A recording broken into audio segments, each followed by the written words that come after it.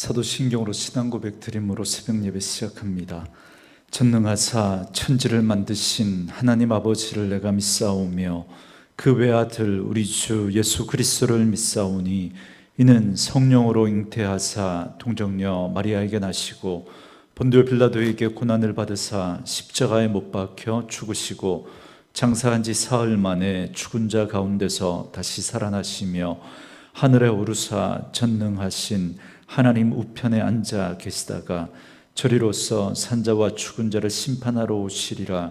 성령을 믿사오며 거룩한 공회와 성도가 서로 교통하는 것과 죄를 사하여 주시는 것과 몸이 다시 사는 것과 영원히 사는 것을 믿사옵나이다. 아멘. 이 아침에 우리에게 주시는 하나님의 말씀은 출애굽기 15장입니다. 출애굽기 15장 22절에서 27절 말씀까지, 출애굽기 15장 22절에서 마지막 27절 말씀까지입니다. 말씀 찾으셨으면 한 목소리로 같이 읽습니다. 모세가 홍해에서 이스라엘을 인도하매 그들이 나와서 수르 광야로 들어가서 거기서 사흘 길을 걸었으나 물을 얻지 못하고 마라에 이르렀더니 그곳 물이 써서 마시지 못하겠으므로 그 이름을 마라라 하였더라. 백성이 모세에게 원망하여 이르되 우리가 무엇을 마실까 하매 모세가 여호와께 부르짖었더니 여호와께서 그에게 한 나무를 가르치시니 그가 물에 던지니 물이 달게 되었더라. 거기서 여호와께서 그들을 위하여 법도와 율례를 정하시고 그들을 시험하실세 이르시되 너희가 너희 하나님 나 여호와의 말을 들어 순종하고 내가 보기에 의를 행하며 내 계명에 귀를 기울이며 내 모든 규례를 지키면 내가 애굽 사람에게 내린 모든 질병 중 하나도 너희에게 내리지 아니하리니 나는 너희를 치료하는 여호와임이라. 그들이 엘림에 이르니 거기에 물샘 12과 종려나무 70그루가 있는지라. 거기서 그들이 그 물 곁에 장막을 치니라. 아멘. 오늘은 함께 읽으신 출애굽기 15장 22절에서 27절 말씀을 중심으로 쓴물을 단물로라는 제목의 말씀으로 잠시 은혜를 나누겠습니다. 이스라엘 백성들은 홍해를 건너면서 하나님의 크신 능력과 은혜를 확실하게 체험했습니다. 그래서 그들은 그 감격을 가지고 홍해를 건너 맞은편 언덕에 올라서 하나님을 찬양했습니다. 이런 놀라운 은혜의 역사를 경험하고 하나님을 찬양했으면 그러면 이제 흔들리지 않는 굳건한 믿음으로 하나님을 의지하고 하나님의 인도하심을 따라야 하지 않겠습니까? 그런데 놀랍게도 홍해의 기적을 체험하고 단 사흘 만에 그들의 믿음은 흔들리고 맙니다. 22절 말씀에 모세가 홍해에서 이스라엘을 인도하매 그들이 나와서 수르 광야로 들어가서 거기서 사흘 길을 걸었으나 물을 얻지 못하고 그럽니다. 그러니까 이스라엘 백성들이 홍해를 건넌 후에 모세는 그들을 이끌고 수르 광야를 지나가게 됩니다. 그런데 그 광야길을 사흘 동안 지나가게 되는데 물이 없습니다. 사흘이면 그들이 준비해간 물이 다 떨어질 때입니다. 그리고 뜨겁게 내리쬐는 그 태양 아래에서 그들은 극심한 목마름을 느끼게 되었을 겁니다. 그런데 그때 이스라엘은 마라라고 하는 곳에 도착하게 됩니다. 그리고 거기서 샘물을 발견하게 되는데, 그런데 그 물은 너무 써서 도저히 마실 수가 없습니다. 그래서 결국 이스라엘 백성들의 인내심이 한계에 다다르게 됩니다. 그동안 광야의 그 길을 참아왔는데 막상 이렇게 물을 마실 수 없게 되니까 그동안 참아왔던 그들의 인내심이 폭발해버리고 말았던 겁니다. 그래서 24절에 보니까 백성이 모세에게 원망하여 이르되 우리가 무엇을 마실까 하매 그럽니다. 그런데 여러분 참 재밌지 않습니까? 바로 사흘 전까지만 해도 이스라엘 백성들은 물이 너무 많아서 절망에 빠져 있었습니다. 넘실대는 그 홍해 바다가 그들 앞에 가로막혀 있었기 때문에 그 넘실대는 많은 물 때문에 우린 이제 꼼짝없이 여기서 죽었구나, 그렇게 절망했던 그들이었는데, 그런데 이제 사흘 만에 이번에는 물이 없다고 원망을 터뜨리고 있는 겁니다. 너무 재미있죠. 여러분, 사람의 마음이라는 게 이렇게 약하고 간사하다라는 것입니다. 그래서 우리가 좋을 때, 일이 잘 될 때, 뭔가 많아지고 높아질 때, 그때 하나님을 찬양하고 또 기뻐하고 감사하는 일은 여러분 너무나 당연한 일입니다. 그럴 때 진짜 우리의 신앙은 잘 드러나지 않습니다. 그럼 언제 드러나는가? 힘들 때, 어려울 때, 그때 우리의 진짜 모습, 그때 우리의 진짜 신앙이 드러나게 됩니다. 여러분, 이스라엘 백성들이 홍해를 건너고 나서 그들이 드렸던 찬양은 물론 그들의 진심이었습니다. 그렇지만 그 모습이 그들의 진짜 신앙의 실체라고 말할 수는 없습니다. 여러분, 우리는 일이 잘 되고 평안할 때 그때 우리의 모습을 신앙이라고 착각하기 쉽습니다. 나는 신앙생활을 잘하고 있다고, 이만하면 난 괜찮게 믿음 생활하고 있다고, 그렇게 우리는 착각할 수 있습니다. 그러나 그때의 모습만으로는 알 수 없습니다. 여러분, 고난이 오고 시련과 역경이 찾아왔을 때 그때 우리의 모습, 그때 우리가 어떤 태도와 자세를 가지는가, 그걸 통해서 실체가 드러나기 마련입니다. 그래서 여러분, 고난이 주는 유익이 있다고 제가 늘 말씀드리죠. 고난은 진짜와 가짜를 가려냅니다. 진짜가 무엇인지 그 고난 속에서 진짜가 드러나게 되는 거죠. 그래서 하나님은 이스라엘 백성들을 물이 없는 곳으로 사흘길을 인도하셨던 겁니다. 그 사흘간의 그 광야길은 이스라엘 백성들이 얼마나 믿음이 없는 사람인지 여실하게 그걸 다 드러내는 시험의 길이었던 겁니다. 그러니까 지금 하나님은 이 일을 통해서 뭘 하고 계시는 겁니까? 그것은 바로 그들을 고치고 치료하고자 하시는 것입니다. 여러분, 환자는 자신이 아프다는 걸 스스로 인식하고 그걸 인정할 때, 그때부터 치료가 시작됩니다. 그래야 의사를 찾아가고 그 의사에게 자기 몸을 맡기고 치료할 수 있습니다. 마찬가지입니다. 하나님께서 우리를 시험과 어려움이 가득한 그 광야의 그 인생길로 몰아넣으시는 이유가 바로 여기에 있습니다. 그것을 통해서 우리가 얼마나 연약하고 우리가 얼마나 한계를 가진 그런 존재인지, 그리고 우리가 얼마나 믿음 없는 사람인지를 깨닫게 하시는 겁니다. 그래서 우리로 하여금 하나님 없으면 안 되는 인생으로, 더욱 하나님만 의지하는 그런 사람으로 우리를 고치시고 우리를 그렇게 만들어 가시는 것입니다. 그래서 25절에 보시면 모세가 여호와께 부르짖었더니 여호와께서 그에게 한 나무를 가르치시니 그가 물에 던지니 물이 달게 되었더라. 거기서 여호와께서 그것을 위하여 법도와 율례를 정하시고 그들을 시험하실세. 그럽니다. 모세는 하나님께 부르짖습니다. 여러분, 원어적인 의미로 울부짖었다는 겁니다. 여러분, 하나님을 아는 사람, 정말 하나님을 만난 사람은 문제를 만나면 다른 생각하지 않고 우선 하나님을 생각하고 하나님을 찾습니다. 아무리 큰 문제라도, 아무리 사소한 문제라도 그 문제 앞에 먼저 하나님을 생각하고 하나님 앞에 그 문제를 가지고 나아가는 것입니다.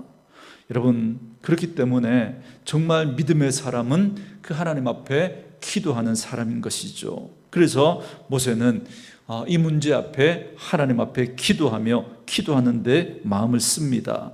이런 모세의 기도에 하나님이 응답하십니다. 그래서 한 나무를 가르치시는데 그 나무를 꺾어서 물에 던지니까 물이 마실 수 있는 단물이 되었습니다. 종종 이 부분에 대해서 이 나무는 훗날 예수님의 십자가를 상징하는 것이고 십자가로 말미암아 우리의 인생이 치유되고 회복되어진다라고 그런 의미로 이 본문을 해석하기도 합니다. 그럴듯한 은혜로운 설교이기는 하지만 저는 아무리 읽어도 너무 억지 같다라는 그런 생각이 듭니다. 물론 하나님이 왜 하필 여기에 나뭇가지를 꺾어 샘물에 넣으라고 하셨는지 그건 우리가 알 수 없습니다.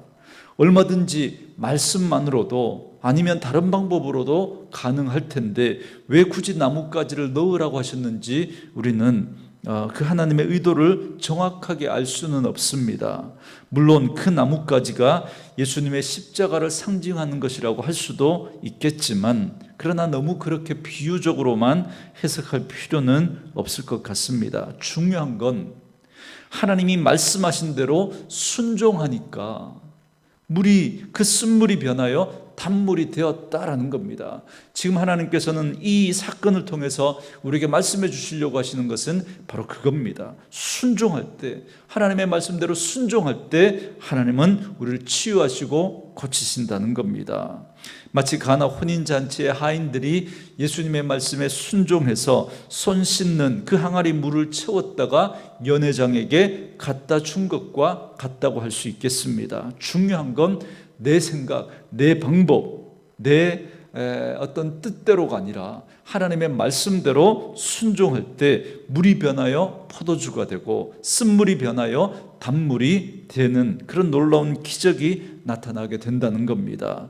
말씀으로 이 하루를 시작하는 저와 여러분에게 이런 하나님의 말씀에 순종하는 그런 저와 여러분들의 삶이 되어질 수 있기를 원하고, 그런 가운데 하나님께서 우리 인생 가운데 놀라운 기적과도 같은 그런 은혜의 역사들이 있기를 소원합니다.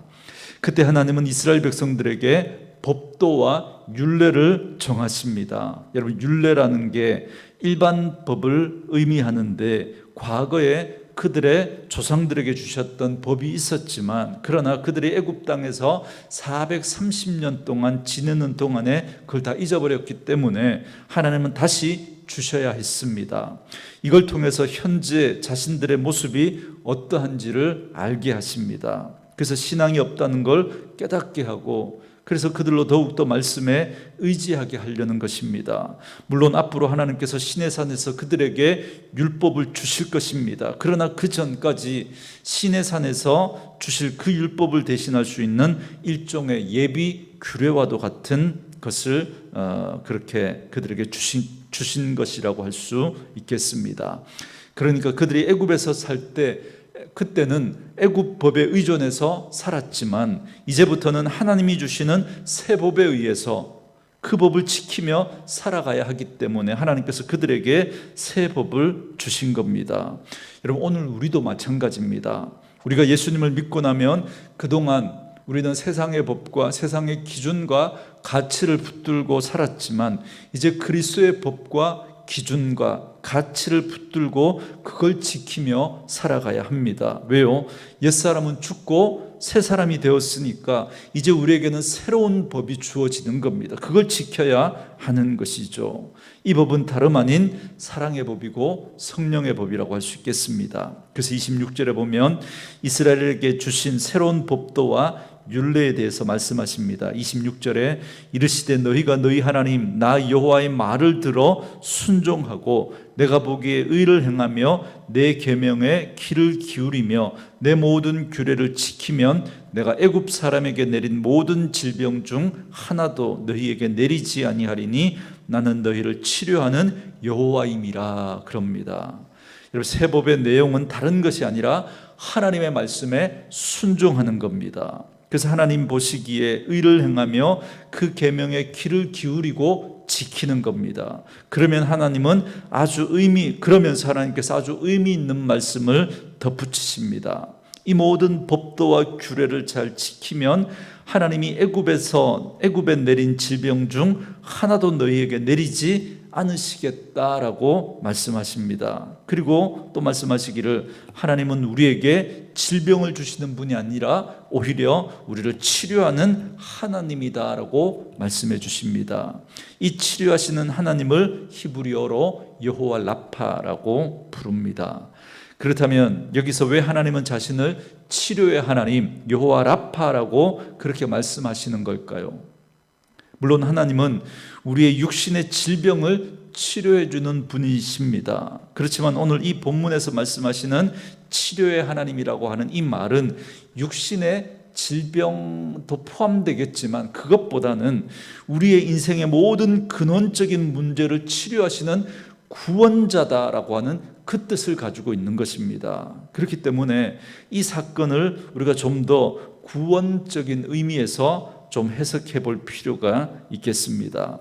잘 아시는 대로 여러분 유월절은 이스라엘의 그 예수님의 십자가와 구원의 사건을 의미하지 않습니까? 그리고 신약 성경 고린도전서 10장에 보면 이스라엘 백성들이 홍해를 건넌 사건을 세례로 비유하십니다. 그러니까 유월절을 경험하고 출애굽한 이스라엘 백성들이 홍해를 건넌 후에 예수님의 십자가로 구원받은 우리들이 세례를 받는 것하고 똑같은 그 과정을 지금 이 그림을 그리듯 하나님이 말씀해 주고 있는 겁니다.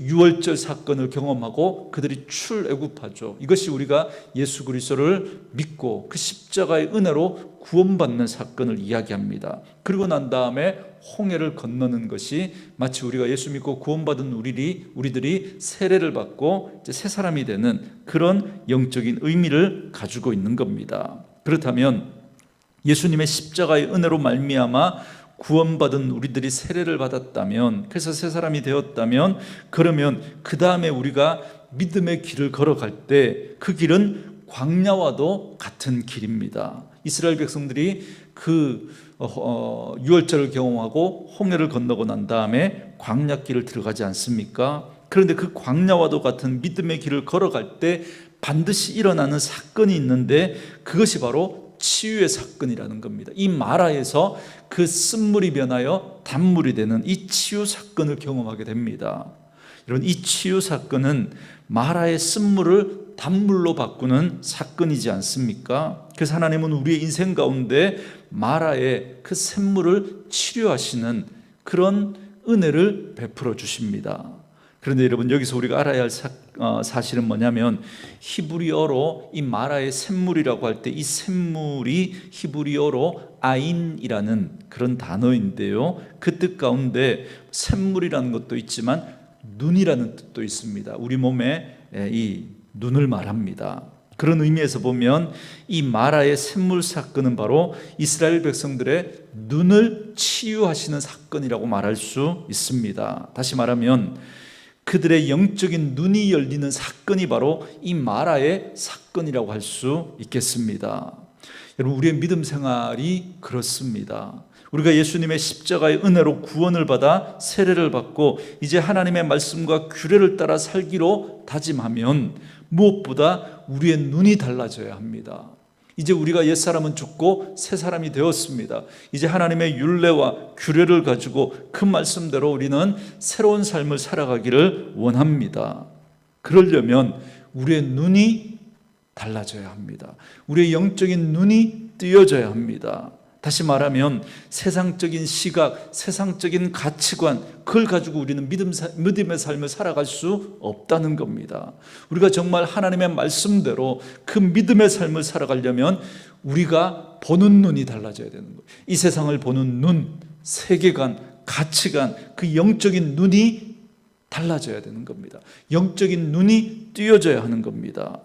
정말 우리가 예수 믿고 우리의 눈이 달라지면, 우리의 영적인 눈이 열리게 되면 그때 우리는 메마른 광야와도 같은 이 길을 걸어갈지라도 원망하고 불평하며 그 길을 걸어가는 게 아니라 그 속에서 하나님의 손길을 느끼게 되고 그 속에서도 감사하고 찬양하며 우리 그 길을 걸어갈 수 있게 되는 것입니다. 그러면 여러분, 그 광야와도 같은 그 길을 걸어가지만 놀랍게도 엘림을 경험하게 될 것입니다.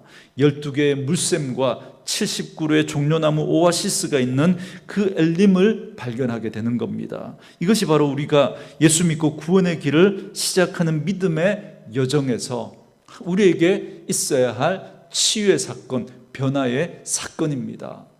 여러분, 예수를 믿어도 여러분 이 사건이 없으면, 이 마라에서 하나님이 우리를 만지시고 치유하시는, 그래서 우리의 영적인 눈이 띄어지고 우리의 가치관이 바뀌어지는 이 사건이 없으면 여러분, 우리는 자꾸 세상적인 시각과 세상적인 기준을 가지고 그 기준으로 우리가 믿음 생활하려고 하니까 자꾸만 눈에 보이는 그런 것에 따라 우리의 믿음이 흔들리고 불평하고 원망하는 그런 모습으로 밖에 우리의 신앙생활이 이루어지지 않는 겁니다.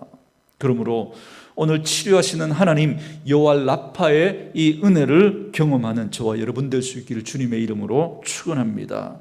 하나님이 저와 여러분들의 눈을 치료해 주시고 변화시켜 주셔서 강야와도 같은 이 인생길 가운데서도 엘림과 같은 그런 오아시스를 발견하고 누리는 그런 은혜가 있기를 원합니다. 그렇게 우리의 영적인 눈이 열리게 되면 우리는 어떤 상황 속에서도 늘 여호와는 나의 목자시니 내게 부족함이 없으리로다 라고 하는 그 고백을 하면서 이 믿음의 길을 기쁨으로 감사함으로 복되게 걸어가게 될 겁니다. 저는 말씀으로 이 하루를 시작하는 저와 여러분에게 이 은혜가 있기를 주님의 이름으로 축원합니다. 오늘 주신 말씀을 생각하면서 우리 이 찬양 들으시고 말씀 묵상하시면서 기도하는 시간 갖겠습니다.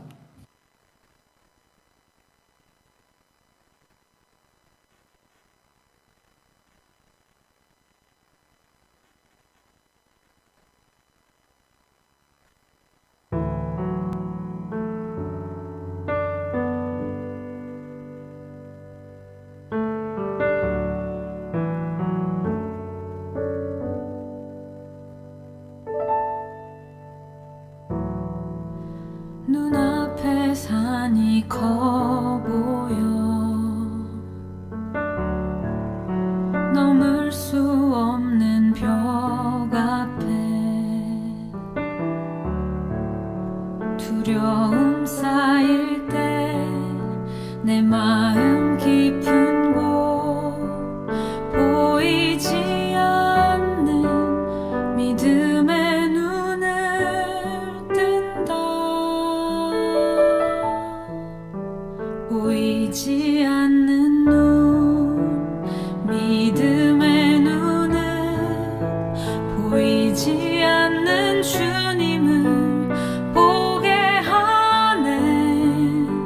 보이지 않는 눈, 믿음의 눈 뜰 때 저 높은 산 위로 믿음의 세상이 펼쳐져 진정한 주권이 어디에 있는지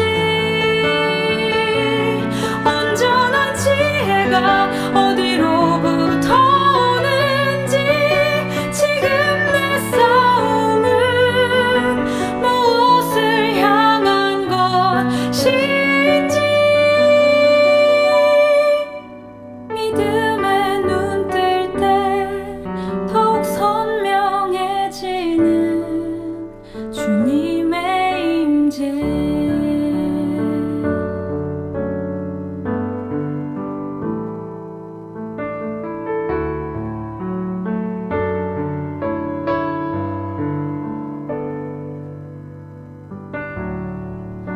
눈앞에 산이 커 보여 넘을 수 없는 벽 앞에 두려움 쌓일 때 내 마음 깊은 곳 보이지 않는 믿음의 눈을 뜬다. 보이지 않는 눈, 믿음의 눈